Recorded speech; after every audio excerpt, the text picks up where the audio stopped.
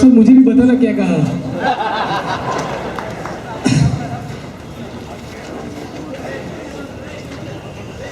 160 से ज्यादा संगठन के लोग, संघर्ष के साथी और सभी आंदोलनकारी भाई बहन एक साथ मिलकर जिस तरह से चलो उडुपी के इस कार्यक्रम को अंजाम दिया है, उसको मैं बड़ा एक क्रांतिकारी जय भीम पेश करता हूं।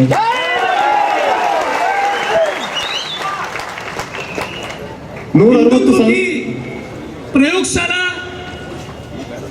गुजरात से आज मैं हिंदुत्व की दूसरी प्रयोगशाला कर्नाटका के उडुपी में ये कहने के लिए आया हूं कि जिस तरह से गुजरात के दलितों ने हजारों की तादाद में उठ खड़े होकर संघ परिवार और भाजपा के मुंह पर एक कसकर चमाचा जड़ा है, कर्नाटका के संघर्ष के साथियों ने भी संघ और भाजपा के मुंह पे जो तमाचा जड़ा है उसको भी मैं बड़ा क्रांतिकारी जय भीम पेश करता हूं। साथियों, मैं आज यहां हिंदुत्व की इस प्रयोगशाला में उडुपी में यह कहने के लिए आया हूं कि मैं हिंदुत्ववादी तो ठीक, मैं हिंदू भी नहीं। हम तो सावित्रीबाई फुले, शहीद आजम भगत सिंह, रामस्वामी पेरियार और डॉक्टर भीमराव अंबेडकर की विचारधारा में यकीन रखने वाले एक भीम सैनिक हैं। एक ऐसे भीम सैनिक जो न केवल दलित, आदिवासी, ओबीसी और माइनॉरिटी की एकता की बात करते हैं, लेकिन साथ साथ किसान और मजदूरों की एकता की भी बात करते हैं। आज मैं यहां आपके साथ ये कहने के लिए आया हूं कि अभी उडुपी में आकर मुझे पता चला कि इस देश का जो गुजरात मॉडल की पूरे देश में जो चर्चा हो रही है, तो आज मुझे उडुपी में आकर पता चला कि गुजरात मॉडल कुछ नहीं, लेकिन नरेंद्र मोदी नाम के इस देश के सबसे बड़े नागपत्री का एक तरह का नागमंडलम है। कभी कभी उनके अंदर ऐसा नाग सवार हो जाता है तो खुद को कहते हैं कि मैं अंबेडकर भक्त हूं, लेकिन यदि हम उनको पूछे कि भैया ऊना की धरती पर जब बेगुनाह निर्दोष इनोसेंट दलितों की जब चमड़े उधेड़ी जा रही थी, तब आपकी अंबेडकर भक्ति कहां थी? तो उनके पास कोई जवाब नहीं।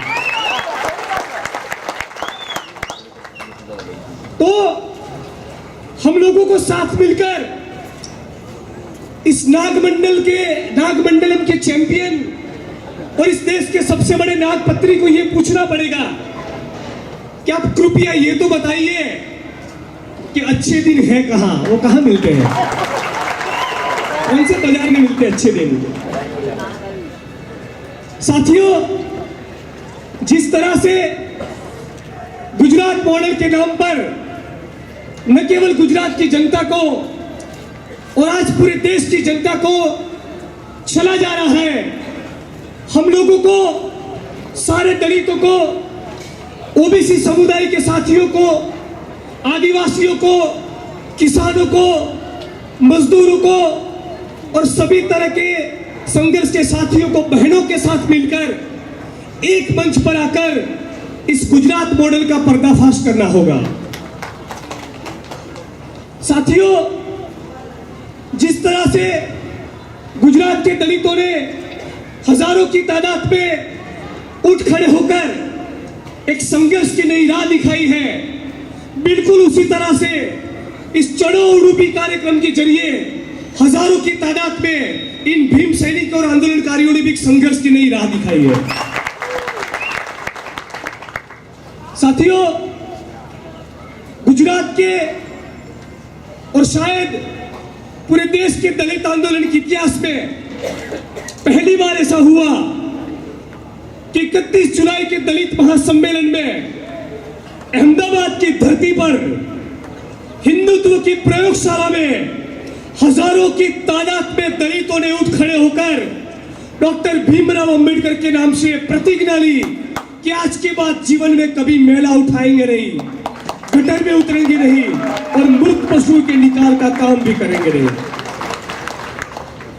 तो साथियों, सामाजिक क्रांति और सामाजिक आंदोलन की दिशा में एक बहुत बड़ा ये क्रांतिकारी कदम था। मैं आज उडुपी की धरती से, कर्नाटक की इस धरती से, न केवल कर्नाटका लेकिन पूरे देश के दलित आंदोलन के साथियों को यह अपील और आह्वान करने के लिए आया हूं कि कर्नाटक में भी एक जबरदस्त कैंपेन होने चाहिए कि हजारों की तादाद में डॉक्टर अंबेडकर के नाम से लोग शपथ लें कि जीवन में कभी मेला उठाएंगे नहीं। साथियों, यदि दलित आंदोलन एक आत्मसम्मान की लड़ाई है, यदि दलित आंदोलन एक स्वाभिमान का आंदोलन है, तो ये बात हम लोगों को समझनी पड़ेगी। तो डॉक्टर बाबा साहेब अंबेडकर ने कही थी कि यदि भूखे मरने की नौबत आए तो भूखे मरो, लेकिन जाति व्यवस्था ने आपके ऊपर जो मैले गंदे काम थोपे हैं और जिसकी वजह से आपको अनटचेबिलिटी मिली, उसको हमेशा हमेशा के लिए आपको छोड़ना पड़ेगा। जिसमें उन लोगों ने लिखा है कि जो लोग उडुपी में जमा हो रहे हैं, शूद्रा और अतिशूद्रा कास्ट के लोग, वो उडुपी को पॉल्यूट करने आ रहे हैं, पॉल्यूटेड करने के लिए यहाँ पर आ रहे हैं, उसको दूषित करने के लिए आ रहे हैं। मैं उनको आज यहाँ पर ये बताना चाहता हूँ कि हम लोग आपके दिमाग में जाति व्यवस्था के जरिए जातिवाद की जो गंदगी घुसी हुई है उसके ऊपर झाड़ू मारकर स्वच्छता का अभियान चलाने के लिए।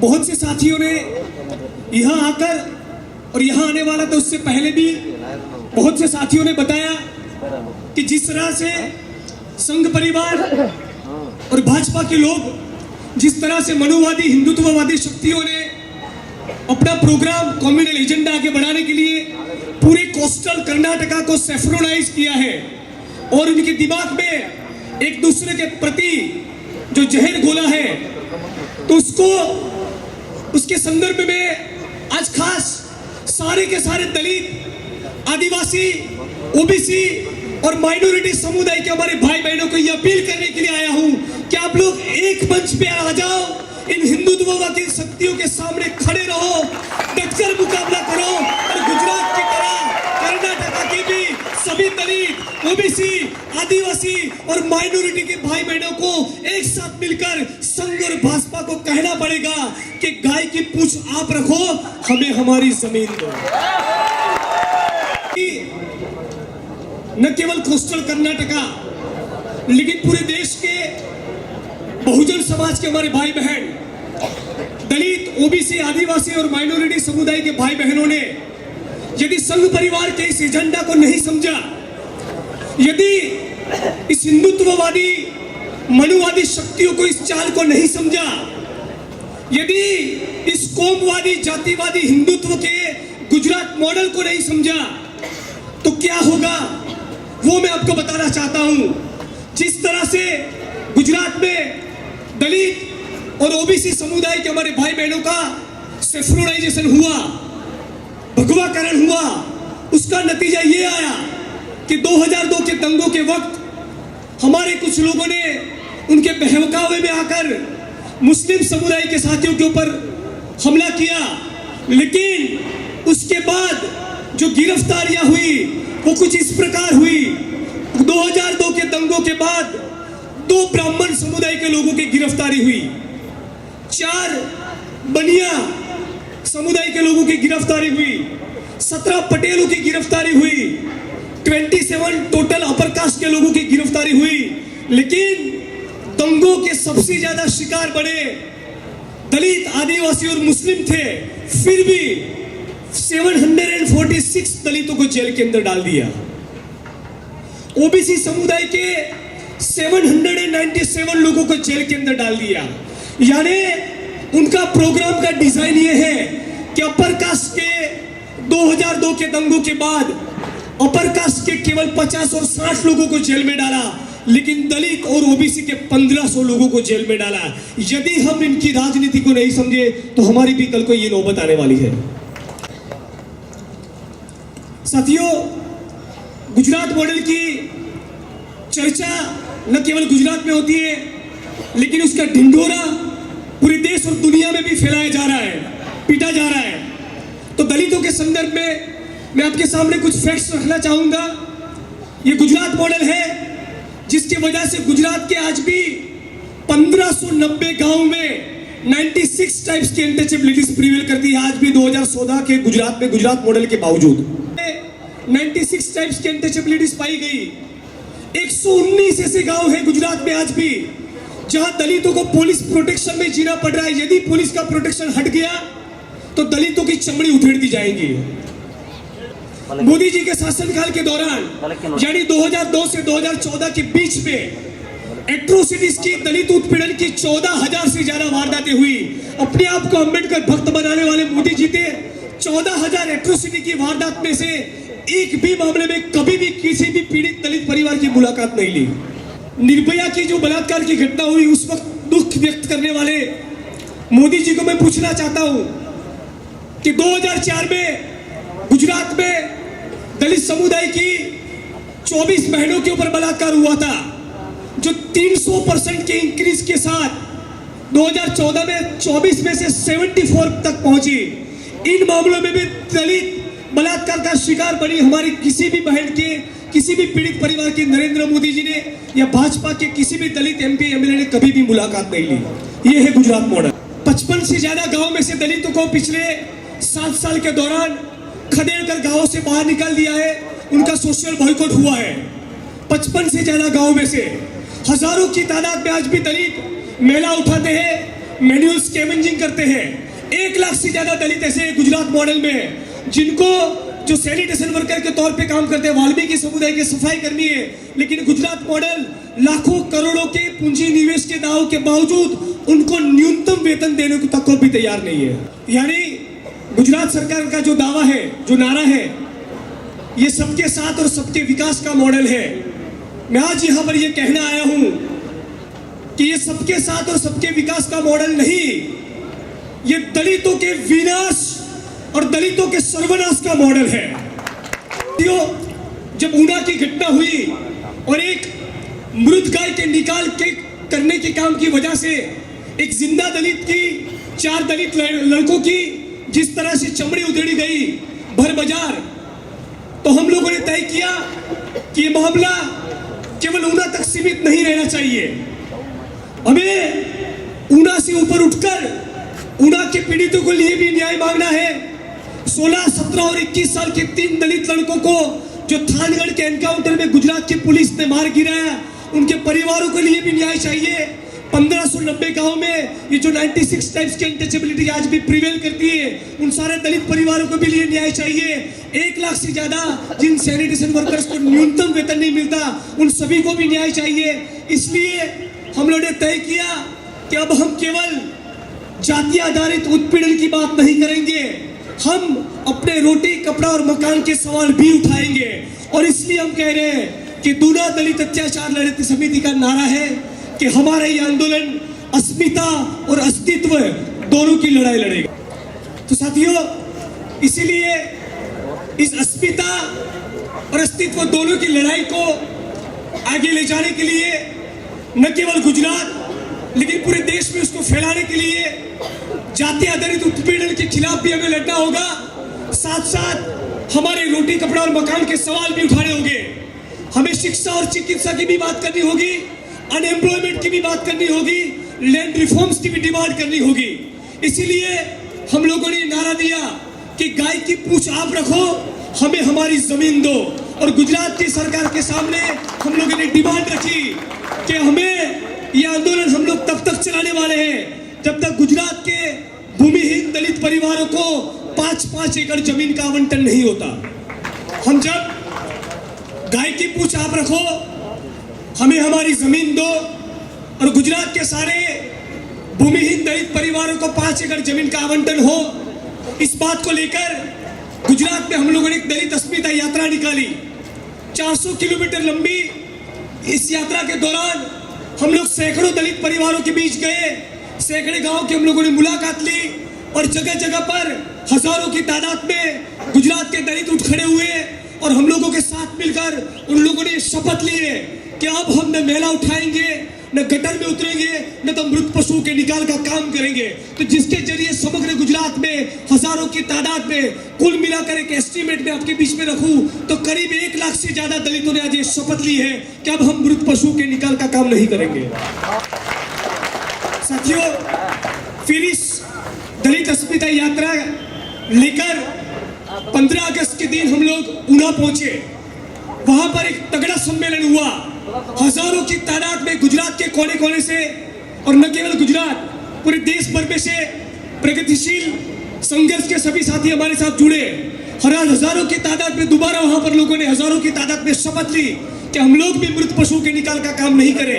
लेकिन जिस तरह से हम लोगों ने गुजरात में मोर्चा खोला संघ परिवार और भाजपा के खिलाफ, जिस तरह से पूरे गुजरात के गांव-गांव में नारा गूंजने लगा कि गाय की दुम आप रखो, हमें हमारी जमीन दो, जिस तरह से गुजरात के इस दलित आंदोलन को मीडिया का और पूरे देश में अटेंशन मिला, तो नरेंद्र मोदी जी को मुंह खोलना पड़ा और उनको ये कहना पड़ा कि यदि गोलियां बरसानी है तो मुझ पर बरसाओ, दलितों के ऊपर मत बरसाओ। लेकिन इसके पीछे की सच्चाई ये है कि 15 अगस्त के दिन जैसे ही हम लोगों का जन सम्मेलन ऊना में खत्म हुआ, हम लोगों ने हमारी बात पूरी की, और जो लोग सम्मेलन में हिस्सा लेने के लिए आए थे वो हजारों की तादाद में जमा हुए वहां से दलित अपने अपने गांव में वापस जा रहे थे। तो सैकड़ों दलितों के दोबारा सिर फोड़े गए।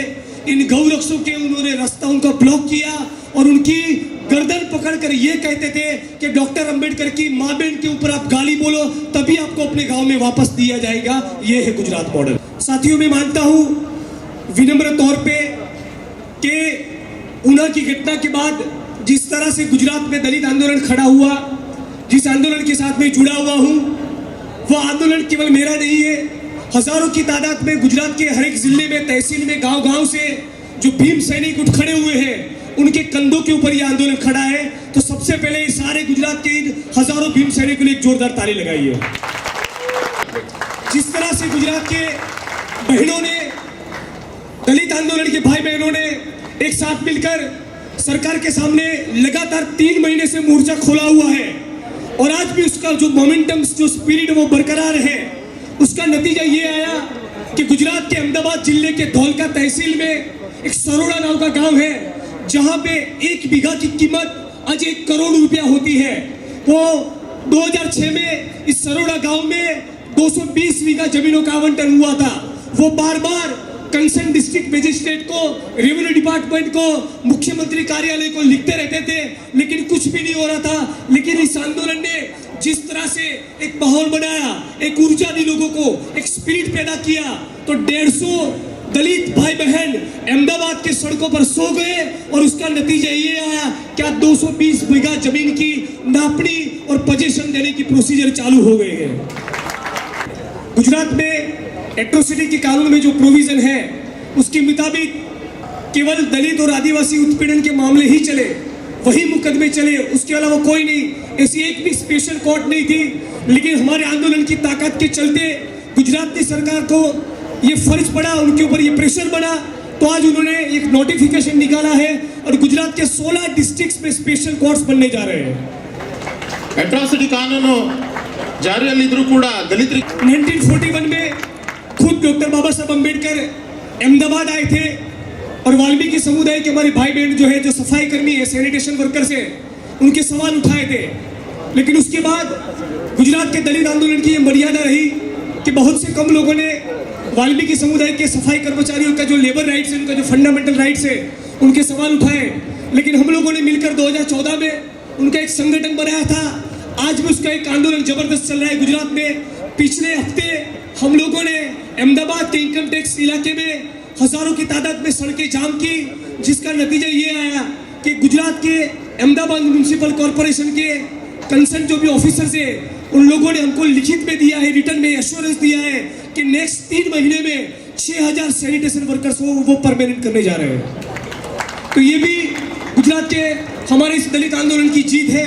ये आपके बीच में ये बात इसलिए रख रहा हूँ कि गुजरात में और पूरे देश में हम लोग देख रहे हैं कि दलित आंदोलन जिस स्पिरिट के साथ मनुवाद मुर्दाबाद और ब्राह्मणवाद मुर्दाबाद के नारे लगाते हैं, वक्त आ गया है कि उसी ताकत, उसी ऊर्जा और उसी स्पिरिट के साथ हम लोग हमारे रोटी कपड़ा और मकान के सवाल उठाए, हमारे शिक्षा और चिकित्सा के सवाल उठाए, वाल्मीकि समुदाय के जो बहनें हैं उनके सवाल उठाए और पूरी ताकत के साथ ये कहें कि यदि अदानी, अंबानी और एसआर को जमीनों का आवंटन हो सकता है तो दलित, आदिवासी और ओबीसी को क्यों नहीं।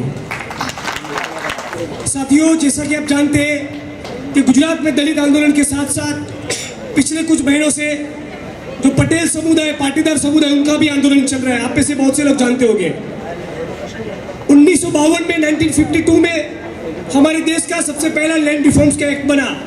वो था सौराष्ट्र लैंड रिफॉर्म्स एक्ट, जिसके तहत 55,000 से ज्यादा पाटीदार समुदाय के टेनेंट डीलर्स को 12 लाख एकड़ जमीन यानी करीब 25 लाख बीघा जमीनों का आवंटन हुआ। लेकिन ये स्टेट की फ्यूडल और कास्टिस्ट मेंटालिटी आप देखिए कि 12 इंच जमीन का आवंटन भी दलितों को नहीं हुआ। उसके बाद सीलिंग लॉ बना और साथ साथ रेवेन्यू कानून में ऐसी प्रोविजन भी रखी गई कि सारी जो गवर्नमेंट की जो वेस्ट लैंड है वो भी दलितों में बांटी जाएगी। पिछले 50 साल में हजारों एकड़ जमीन का आवंटन गुजरात के भूमिहीन दलितों को हुआ, लेकिन मैं खुद उसका केस गुजरात हाईकोर्ट में लड़ता हूं और जमीन पे सड़कों पर भी इस मुद्दे को लेकर हम लोग संघर्ष करते हैं। जैसे कि गुजरात के दलितों का एक तरह से मजाक बनाया जा रहा हो, उस तरह से इन सारी जमीनों का आवंटन केवल कागज पे हुआ है। उसका एक्चुअल फिजिकल पोजीशन न तो कांग्रेस की सरकार ने दिया न तो भाजपा की सरकार ने दिया। और मुझे जानने को मिला है कि यहाँ की बगैर हुकूम की जो 10 लाख एकड़ जमीन का आवंटन कांग्रेस और भाजपा की सरकार दोनों ने कर्नाटका में भी नहीं दिया, उसके सामने भी हम लोगों को साथ मिलकर मोर्चा खोलना पड़ेगा। साथियों, हमारे देश में पुरोहित का काम कौन करेगा और मेला कौन उठाएगा? हमारे देश में जमींदार कौन बनेगा और भूमिहीन लैंडलेस फार्म लेबरर कौन बनेगा?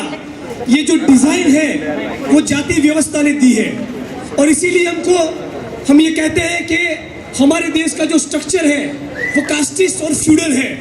तो यदि इस कास्टिस्ट फ्यूडल जातिवादी मनुवादी स्ट्रक्चर को, सोशियो इकोनॉमिक ढांचे को हमें तोड़ना है, डिसमेंटल करना है, तो उस दृष्टिकोण से लैंड रिफॉर्म्स का टोटल इंप्लीमेंटेशन न केवल गुजरात, न केवल कर्नाटका, लेकिन पूरे देश में होना चाहिए। और इसीलिए आपके बीच में ये बात भी मैं खुलकर रखना चाहता हूं कि कर्नाटका में भी प्रोविजन है, कर्नाटका लैंड ग्रांट रूल्स जो 1969 में बने, जो आज भी फोर्स में है, जिसके तहत रेवेन्यू विलेज की कम से कम 50% से ज्यादा जमीन शेड्यूल कास्ट और शेड्यूल ट्राइब में बांटी जानी थी, वो कभी बांटी नहीं गई। वो कानून आज भी फोर्स में है। उसमें 92 में अमेंडमेंट आया और अमेंडमेंट में ऐसा कहा गया कि न केवल 50% लेकिन 75% तक ये जमीनों का आवंटन दलित और आदिवासी में होना चाहिए। वो भी यहाँ पर नहीं हुआ। तो मैं कर्नाटक की सरकार को भी कहना चाहता हूँ कि यदि आने वाले दिनों में आपकी सरकार ने भी लैंड रिफॉर्म्स नहीं किए और यदि दलित, आदिवासी और ओबीसी समुदाय के बीच में इन जमीनों का आवंटन नहीं हुआ तो हम सभी को साथ मिलकर इस सरकार के सामने भी मोर्चा खोलना पड़ेगा। साथियों, जिस तरह से रोहित वेमुला की जो घटना हुई उसके बाद पूरे देश के युवा दलितों में एक तरह से चेतना का संचार हुआ। तो हम तो ये कहना चाहते हैं कि यहाँ जो हजारों की तादाद में जो सैकड़ों युवा बैठे हैं उनके जरिए रोहित वेमुला जिंदा रहेगा। लेकिन कुछ हफ्ते पहले जो वहां एक कमीशन का रिपोर्ट आया, हम तो जानते थे कि डिस्गस्टिंग ही होगा वो रिपोर्ट, लेकिन वो रिपोर्ट में ऐसा बताने की कोशिश की जा रही है कि रोहित वो दलित नहीं था, उनकी माताजी को भी बदनाम करने की कोशिश की जा रही है। इस रिपोर्ट के जरिए गलत बातों को फैलाया जा रहा है। रोहित वेमुला की स्मृति में जो रोहित एक्ट बनने जा रहा है और उसका जो आंदोलन खड़ा हो रहा है उसको तोड़ने की भी एक कोशिश हो रही है। तो बिल्कुल उसी तरह यहाँ पर भी हुसैन प्रसाद की जो घटना हुई और उसके हाथ तोड़ने की भी जो कोशिश की हुई, उस घटना को भी खारिज कर दिया जा रहा है। तो इसको भी हम लोगों को गंभीरता से इस बारे में सोचना पड़ेगा, दोनों घटनाओं को लेकर।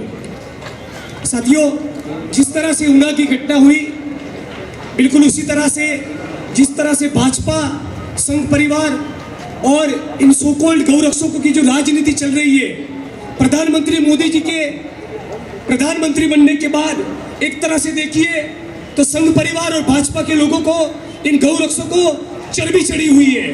वो समझते हैं कि वो जब चाहे तब दलित, आदिवासी और मुसलमान के ऊपर हमला कर सकते हैं। और इसी मानसिकता के चलते, इसी कौमवादी जातिवादी मानसिकता के चलते ऊना की घटना होती है।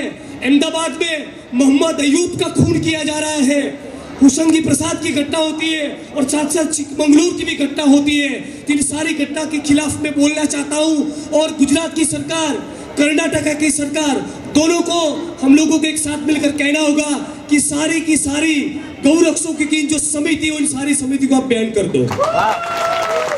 साथियों, तो इसके साथ मैं मेरी बात यहाँ पर पूरी करता हूँ। आखिरी में सिर्फ 3 मुद्दे कहूंगा। एक, कर्नाटका की सरकार एक व्हाइट पेपर पब्लिश करे जिसमें साफ तौर पर यह लिखा हो कितने सालों के दौरान दलित, आदिवासी और ओबीसी के बीच में कितनी जमीनों का आवंटन हुआ और कॉर्पोरेट कंपनी और इंडस्ट्रियल ग्रुप्स के बीच में कितना आवंटन हुआ। दूसरा, सारी की सारी ये सो कॉल्ड गौरक्षा के नाम पे जो लोग दुकान खोलकर बैठे हैं, उन सारी समिति को बैन किया जाए और जो 160 से ज्यादा इन संस्था और संगठनों के बीच एक साथ तालमेल रखकर, वैचारिक मतभेद को साइड में रखकर एक मंच पर आकर मुझे यहाँ पर बुलाया, इस कार्यक्रम का आयोजन किया, अस्मिता और अस्तित्व की इस लड़ाई को आगे ले जाने के लिए एक कदम रखा। तो उनसे भी मेरी गुजारिश है, आप सभी से भी मेरी ये अपील है, आह्वान है, अनुरोध है कि 2 महीने के अंतर्गत ये जो भी बगैर हुकुम ले कि जो भी 10 लाख एकड़ जमीन है, उस मुद्दे को लेकर और यहाँ के जो अष्टमठ है और उसमें जो पंक्ति डिस्क्रिमिनेशन चल रहा है, उन दोनों को खत्म करने के लिए एक तारीख तय किया जाए। मैं जेल में जाने की तैयारी के साथ इन दोनों आंदोलन में जुड़ने के लिए, इस संघर्ष में जुड़ने के लिए आपके साथ आने को तैयार हूँ। इस मंच पर से मेरी आपको, इस जनता को अपील है और 160 संगठन के हमारे साथियों को भी अनुरोध है कि 2 महीने के अंदर, 2 महीने के साथ 2 महीने के बीच में एक डेट तय की जाए जब लोग हम इस मठ में प्रवेश करेंगे और जमीन के मुद्दे को लेकर कर्नाटक की सड़कों को ब्लॉक करेंगे। जय भीम, इंकलाब जिंदाबाद, शहीद आजम भगत सिंह जिंदाबाद, सावित्रीबाई फुले जिंदाबाद, डॉक्टर आंबेडकर जिंदाबाद। जय भीम साथियों। एक आखिरी बात कहना रह गया कि हम लोग सावित्रीबाई फुले की जय कहते हैं, सावित्रीबाई फुले जिंदाबाद कहते हैं। तो मैं ये भी डिमांड करता हूं कि गुजरात में, कर्नाटका में, इस देश में और पूरी दुनिया में जब भी भूमिहीनों को जमीनों का आवंटन हो तो वो सारी जमीनों का आवंटन बहनों के नाम पे होना चाहिए और बहनों में भी प्रायोरिटी मिलनी चाहिए वाल्मीकि समुदाय की हमारी बहनों को। जय हिंद।